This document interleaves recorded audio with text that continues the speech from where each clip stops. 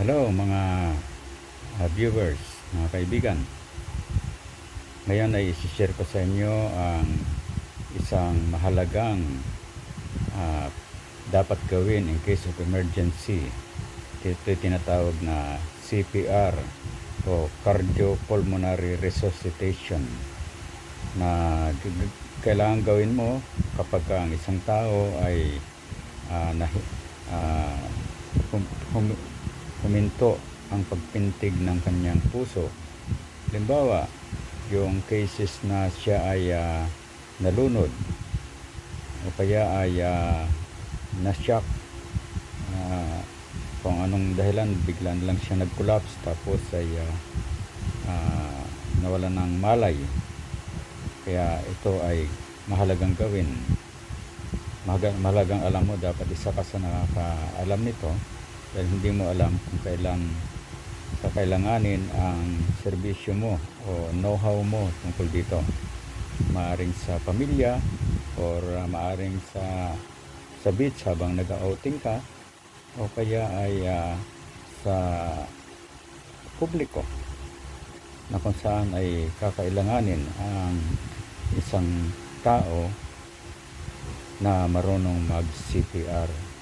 Sa ganitong paraan, may liligtas mo ang buhay ng isang tao. Hindi kailangan ikaw ay isang nurse o doktor para gawin ito.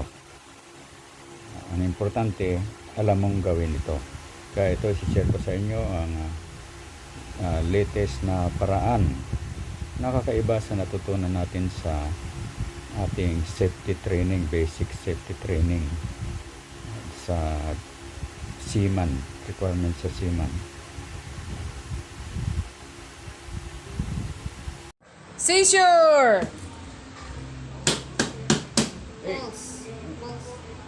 No pulse.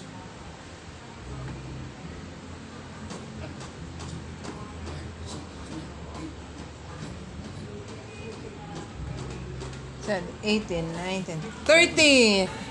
30 na, kunyari. Rescue breath, okay. Alright. O, 30 na, kunyari. Rescue breath, kuya. Pause. Pause.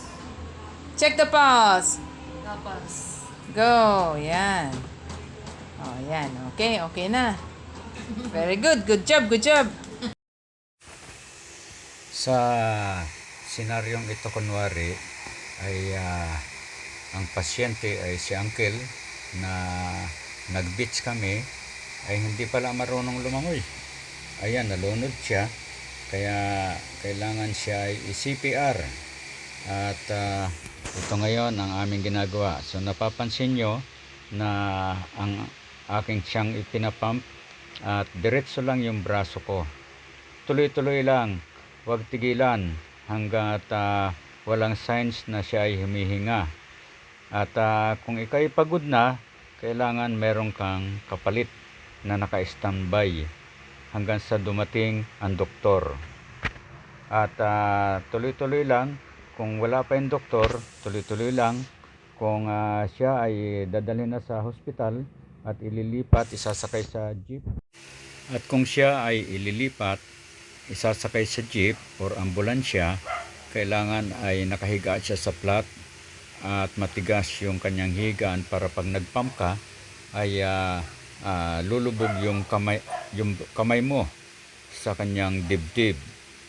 At tuloy-tuloy lang yan hanggang sa dumating kayo sa hospital.